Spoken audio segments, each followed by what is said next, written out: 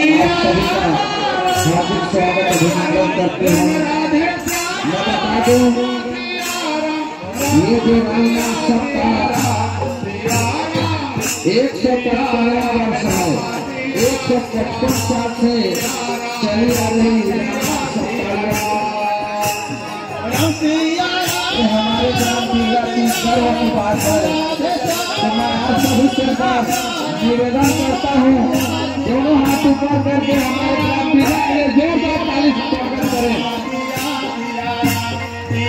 बहुत बड़े गर्व की बात है। 155वां वर्ष और हमारे समिति को श्री महमूद खान गुजरात अहमदाबाद द्वारा प्राप्त होगा। हम समिति की ओर से महमूद खान को बार-बार धन्यवाद देते हैं जो हमारे आयोजन में अपना सहयोग प्रदान करते हैं। आपको बहुत बहुत धन्यवाद।